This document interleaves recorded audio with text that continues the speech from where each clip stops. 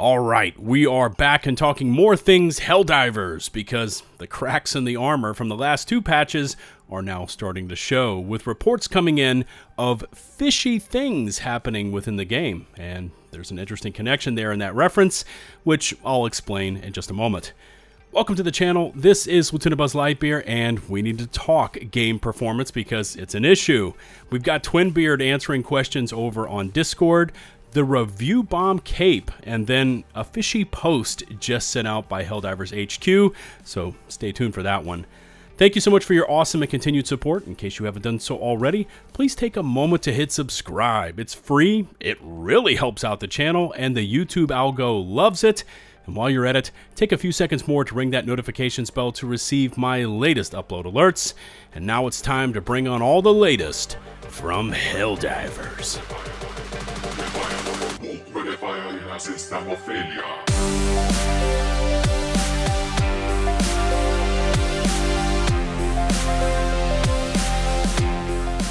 Let's kick it off today with the Superstore repeats. Starting off with the heavy CM17 Butcher body armor with medkit for +2 stims and 2 seconds more stim duration. And when you pair any of these stim suits with that new stim booster, I'm just saying, they are crazy.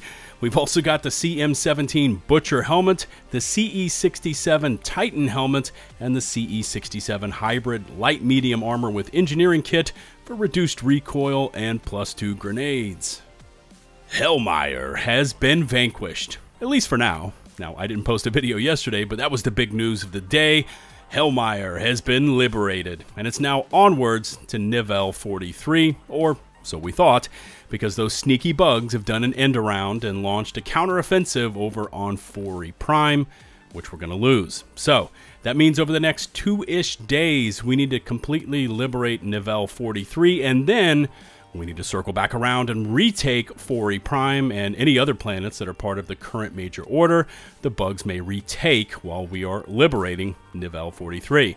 Now, I'm kicking myself for saying that the major order was looking pretty good in my last video, because with the Arrowhead devs at the controls, it's never as easy as it seems. And while we're here, today's daily or personal order is to kill 40 enemies with the anti-personnel minefield, which is probably best used on defense missions like the tower defense style setups.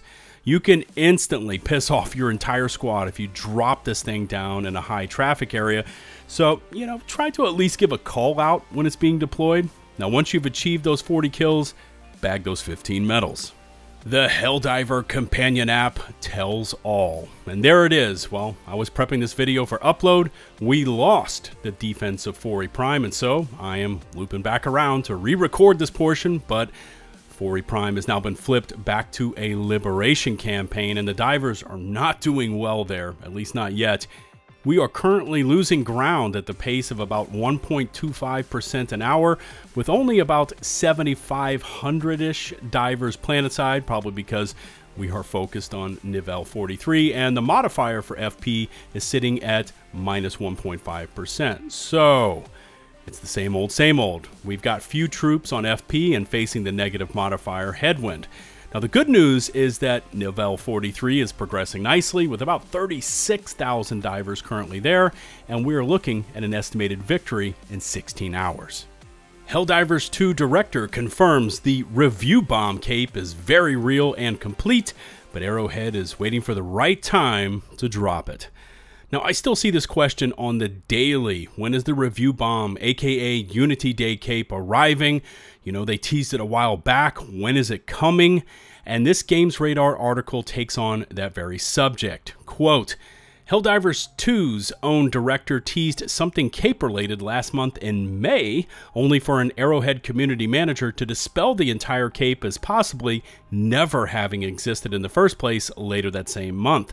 Now, Helldiver 2's director has once again teased an update for the Bomb Cape, revealing in the tweet below that it's actually done on our end, but Arrowhead is just waiting to find the right time to release it. So, once again, we wait for the cape, and I'm rhyming there on accident. That's not on purpose. And just my 2 cents here, but since it is said to be ready and not yet released, this feels, at least to me, that Arrowhead may be trying to work through the relisting of all of those PlayStation regions and countries that were removed by Sony before they drop this cape on the player base, which could, resurface all of those negative vibes and could possibly aggravate those Sony studio relations. If it were anything other than that, the cape would have dropped weeks ago, and this just screams to me possible PR nightmare that needs to be handled delicately. Let me know if you are thinking along the same lines as me. Sound off in the comment section below. For the love of all things democratic and righteous, don't you dare touch that escape key. Now, since the last patch earlier this week, Helldivers has been hit with a massive performance loss bug, resulting in a 30 to 40% loss in frame rates. This Reddit post with the Riva tuner stats shown on the screen before and after touching the escape key shows you just how much this can affect your game performance. And keep in mind, this player's just chilling out in their Super Destroyer. Now think about extraction when you've got 3 gazillion bugs all swarming you, 500 kgs popping off, C-frowns, anti-tank weapons firing all over the place. So, your FPS starts to dip just because of the chaos, and then drop another 30 to 40% off of that. Yeah, that's not good. Now, I got in a full set of missions this morning over in Bugsville, and there were several times that my FPS went from like 80 to 100 on full Ultra 4K down to like 30, maybe 45 FPS, which when it happens is jarring to say the least. There's also crashes that are a result of using the Spear, which was supposedly fixed 2 patches ago and then further improved with this patch earlier this week. The Ballistic Shield, which has had all sorts of issues blocking players from standing after crouching or going prone, well, that was also said to have been fixed earlier this week, and it's still not working exactly like it should. Which brings us to the latest from Twinbeard and the rest of the Arrowhead comms team, as they've been busy answering pressing community questions and concerns.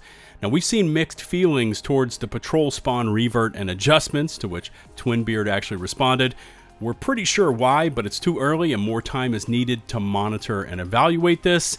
Twinbeard has also been fielding questions concerning those hefty FPS drops. He said, yes, it's definitely being worked on. Hang in there. And then the Spear was also mentioned openly in Discord, and he said, yeah, there are crashes affiliated with the Spear right now. We're looking at it. Seems the Spear is cursed. So what about experimental or testing branches, kind of like a PTS or public test server where these dev fixes and changes could be openly tested by the masses before being dropped into the game? Well, Twinbeard also took this question and answered. Various similar things are being discussed. In what shape or form, or any confirmation of such things is unbeknownst to me, however.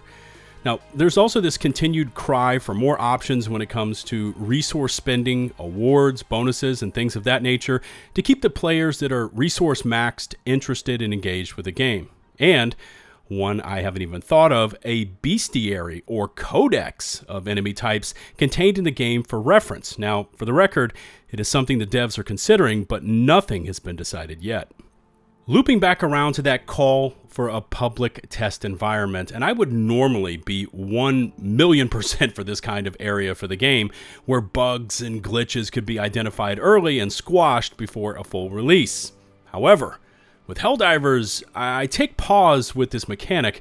Now, a major part of this game's attraction is that mysterious live service element where new items, new enemies, and lore just appears out of nowhere. The story develops in real time right before our eyes, and seeing it all early, kind of in a PTS or public test server, would break that immersion. Who knows? Maybe that's just me being overly cautious, but here again is a great question for chat. Would you support or be opposed to a PTS for future Helldiver updates?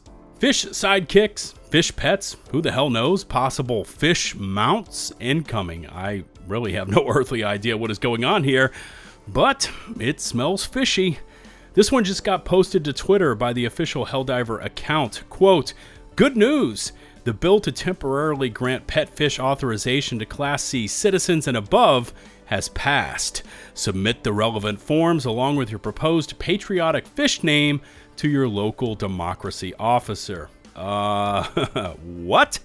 Maybe the devs had an extra long lunch break, drinks included, and then came back and just started tweeting again. I don't know. But the Helldivers can now apply to get pet fish. Will they be attached to our backpacks and tactical fish bowls? I mean, I have so many questions here.